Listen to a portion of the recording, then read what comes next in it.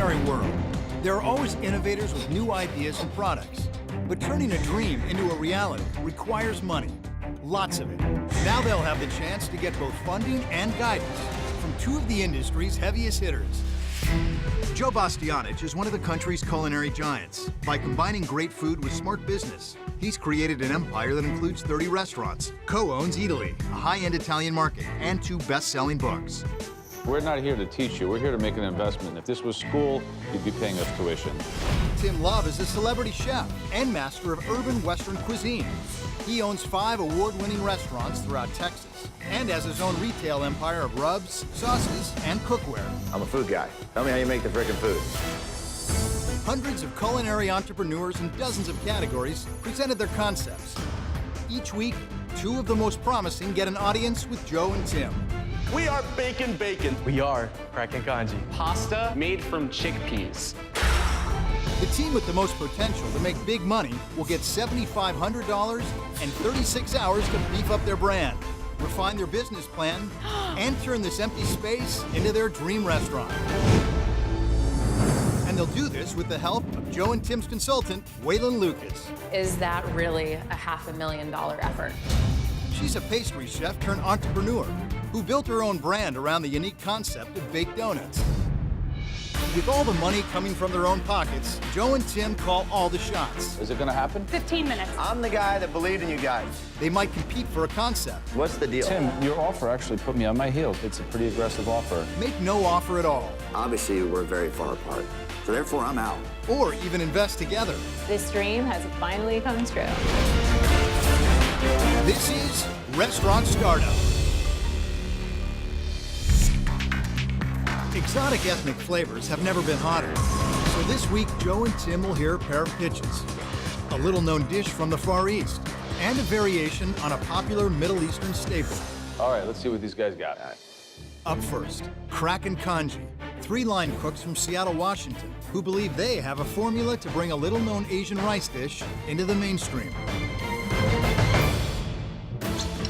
Kraken Kanji is the next big thing, all in one bowl. We're 3-line cooks from Seattle. We're in the back of the house. You never see us. My family is relying on me. I want to bring it home to them. Having somebody invest in Kraken Kanji is the next step, I think, in all of our careers. You don't get this opportunity very often. We're ready to take it. What do you got?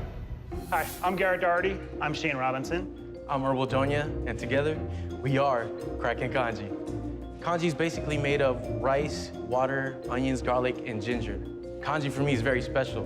Born and raised in the Philippines, I think about my grandmother, Nanay. She would essentially take 1 cup of rice and be able to make enough kanji to feed my entire family.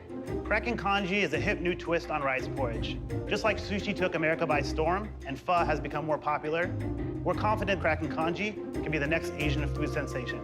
We'd like you to share in our future success. We want $350,000 for 20% of our company. Our end goal is to open up our own brick and mortar so we can serve kanji every day, not just once a month. And with your help and money, we would like to Release the Kraken! Here's what I think. Let's try the food. All right. You know, the proof's in the pudding here. Literally. Literally and figuratively. Closest to you guys, you have the lugao with pork belly adobo. And back you have the crab curry kanji with fried soft-shell crab. And this is the jasmine rice? Yes. What's this white creamy sauce on top? It's a calamansi aioli, just to kind of give it a little sour punch and jazz. Wow.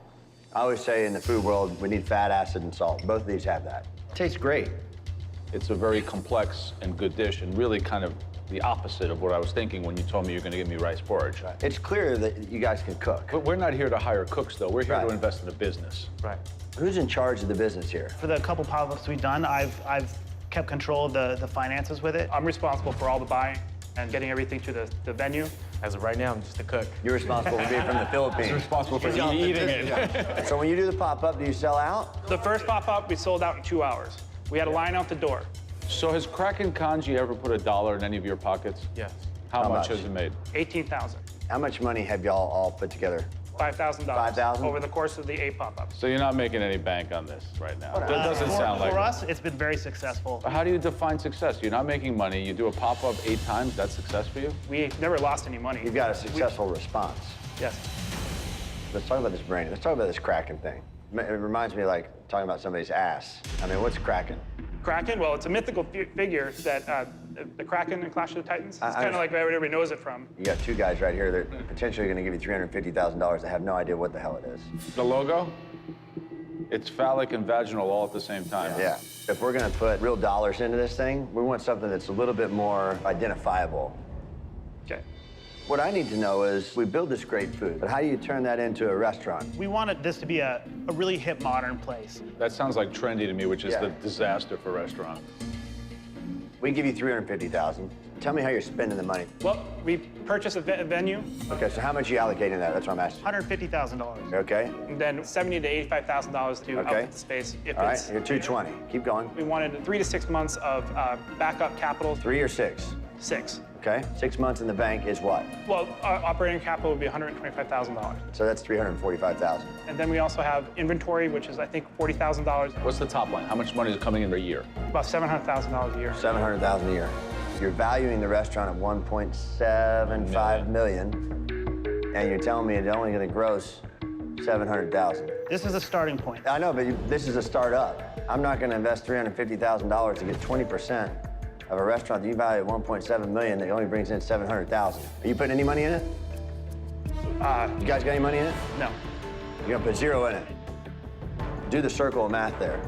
I'm really good at math. That circle never connects. Plus, you know, commerce without margin is a hobby, and I'm not interested in investing in your hobby. So here's the deal. We got a lot to think about. So let you guys go on your way, man. Thanks so much. Thank you. Thank you. It's your classic 3 line cooks trying to set a restaurant. Next, Rami's Falafel Fusion. 3 friends from Portland, Oregon seek funds for their spin on a Middle Eastern classic, falafel. I used to work for a big retail company. I managed $6 million stores, but my passion was to cook. I left my job, I started Falafel Fusion, I put a lot of money into the business, and that was a huge risk. Our food is the best, and I say that with confidence because no one else is doing this. If they invest in us, they'll make money. This is what it's all about for them. This is my future that's on the table here. Okay, what do you got? Hi, I'm Rami Armans. I'm Christopher Crary. And I'm Matt Hattigan, and together we are Rami's Falafel Fusion. It's a food cart company out of Portland, Oregon, and right now we have 2 food carts, and we're looking for a brick and mortar. We're asking for $250,000 for 15% of equity in the company. In 1970, falafel became something that's very popular in the US.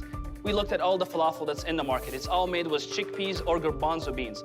Very fatty and has a lot of calories. So we use fava beans instead of the chickpeas. It's a third of the fat and a third of the calories, meaning that it's a much leaner, much healthier option. Our hope is that we have the whole country saying, you'll never feel awful when eating falafel. So when I was 17, me and my family moved here to the US from Egypt. We were seeking a better life and follow the American dream. If you guys help us out, I'll be able to get that dream to become true and make my grandmother proud, and we might get super rich while doing it. So, who wants to partner with us to make the world healthier and more fun? We want to make money, primarily. Let's taste this. Let's taste the food here. Let's start with the #1 thing.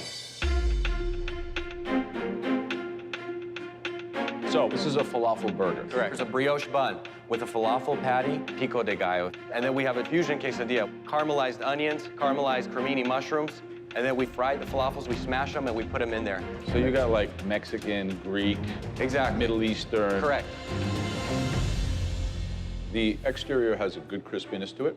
The interior, like it reminds me of quinoa, Yes. almost. What do you think of the, what are you calling it, a quesadilla? Yeah. Quesadilla. Well, I mean, I love quesadillas, honestly. I think that's a really good one. It's pretty good. It's pretty full flavored. Thank you. Actually, the food's good. It's good. The food's good, guys. Tell us about your cash flow. Tell us about your business. So last year we did $320,000. Okay. What was your profit?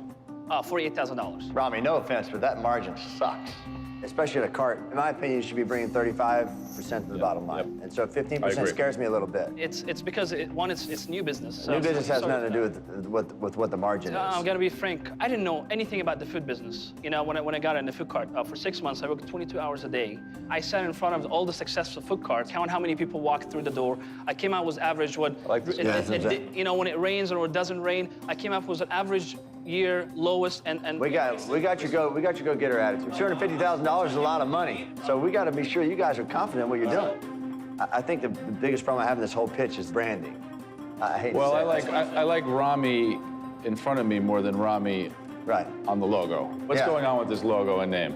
With this logo, I mean, it's very Portland, right? It's a flat image. One of the first ideas we worked on was I kind think of it's like very flat. Yeah. yeah. That's not a compliment. Go ahead.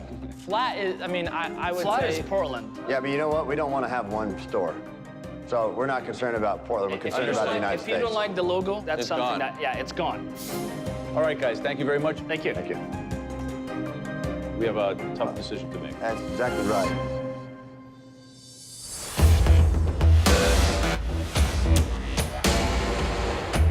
We've heard two very compelling pitches, Cracking Kanji and Rami's Falafel Fusion. Joe and I are going to give one of you $7,500 and 36 hours to bring your restaurant from a concept to a reality. You will be opening a restaurant right here. It will be your chance to prove to us that your business is worthy of our money. Unfortunately, we can only pick one. So let me start with Kraken. I like these guys. The food is delicious. You have the potential to introduce kanji to the public, which most likely is unfamiliar with it. If we're going to put a couple $100,000 into either of these concepts, Yeah. which one is scalable? 5 units, 10 That's units, right. New York, LA, London. Falafel in its own way is so scalable because I think that healthy vegetarian and perhaps even vegan eating is something that happens in every market. It has so many different applications. You talk about scalable. I see this in. I don't see the funky fun scalability. markets. I don't see the scalability that you see in this. I think you're wrong there. I always worry about market-driven restaurant-y food because, yeah, they're great for one-offs. You did it, I did it 20 years ago when we started off. But now, I'm mature. I have 30 restaurants. I want to invest in proven concepts. And Rami is like a young Joe, you know. I like Rami. I think we're sitting on different sides of the fence here. You know, that's kind of where we are.